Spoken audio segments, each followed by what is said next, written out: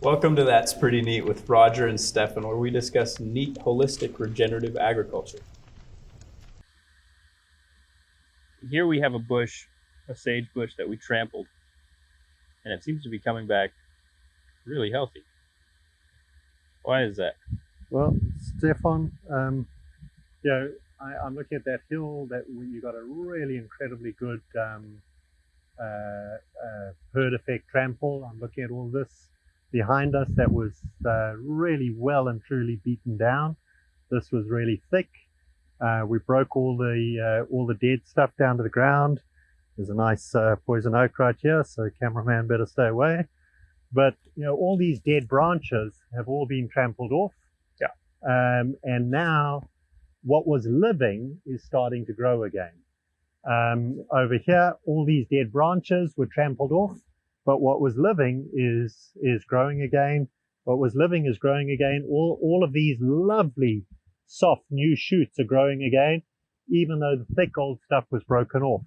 In this one in front of you here, I mean, these are foot-long, beautiful stems of fresh regrowth.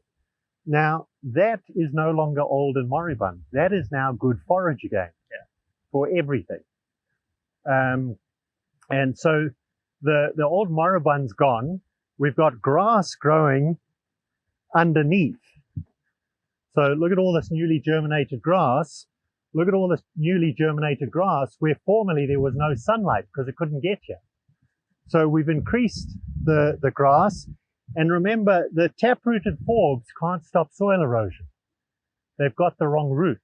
Mm-hmm. So they got established because of years of partial rest. So the taprooted plants got established and they became the predominant.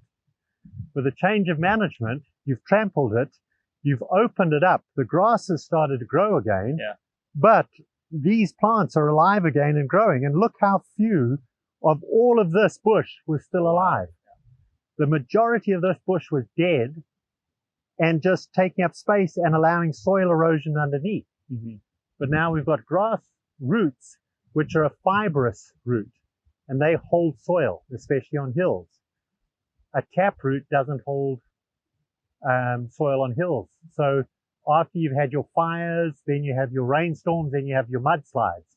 It's because the predominant bushes were these, and all of this was perfect fire material. Yeah. We've used cattle to put that on the ground where the fungi can now break it down. The sunlight has penetrated and we've got this beautiful flush of newly germinated grass. Yeah. And those fibers are now going to stabilize and hold the soil.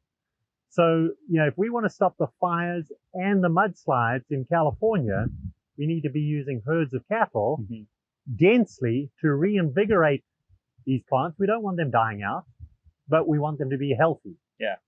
And then all the space in between, now it can grow grass and feed livestock and people and prevent the mudslides.